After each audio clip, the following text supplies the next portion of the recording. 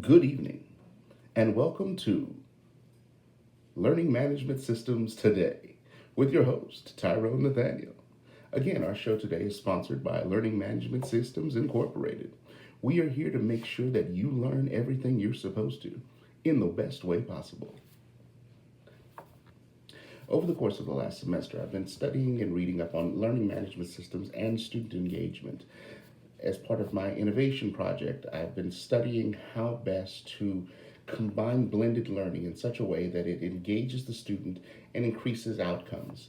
Several of the ideas that I've been presented with and considered are using e-portfolios as a means of measuring student and learner success, using peer mentorship as a means of measuring engaging student learning and success through the use of blended learning and e-portfolios.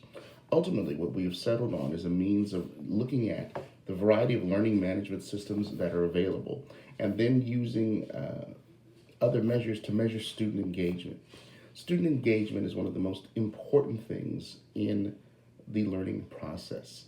If students are not actively engaged, it does not matter if they are ingesting tons of information, if they are not therefore able then to retain it and use higher order thinking skills in order to make critical decisions based on that information. If students are incapable of looking at and learning the information and then applying it, then did they really learn anything?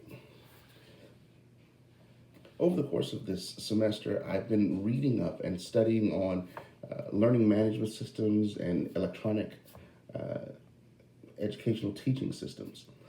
What I found is that there are a variety of platforms out there that offer various ease of use, but many of them are designed not so much with the learner in mind, but with the ease of use of the professor, the teacher, or the trainer in mind. They are designed in such a way that it is very easy to, in many cases, upload massive amounts of information, but they measure engagement in terms of how long someone spends on the application.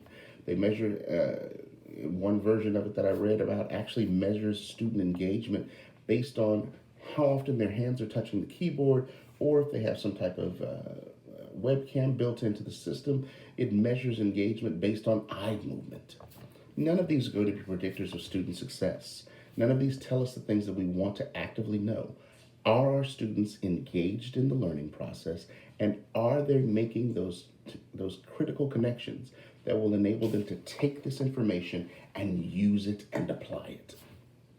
So between my two classes that I've taken this semester, I've been bouncing back and forth between how I measure what it is that students are learning and then also giving ideas on various technology platforms.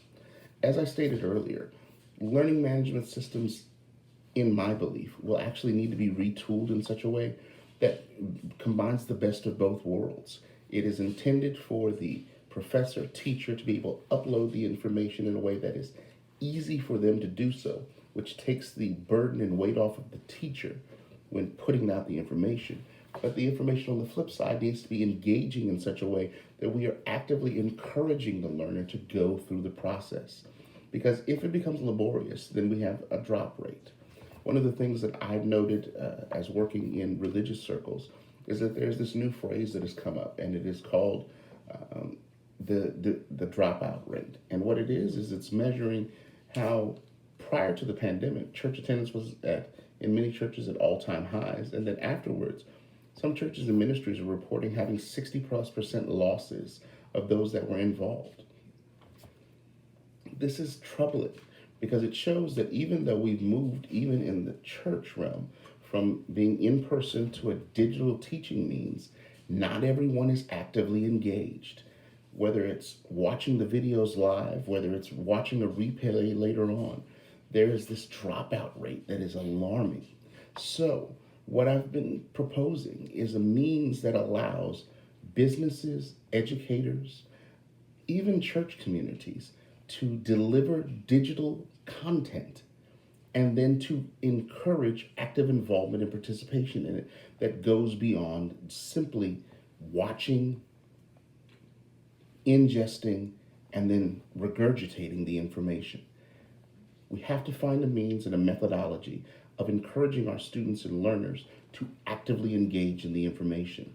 And I believe that one of the primary ways of doing that is by encouraging a more student centered focus in our learning management systems, focusing on what are the things that will drive and propel and compel the student forward in the learning management, in the learning process, that will encourage them to continue to seek to make those critical connections, that will give them the ability, when appropriate, to collaborate with their peers, but will also give them the ability to learn, to actively monitor their own learning and growth, to apply what they already know to solving new problems.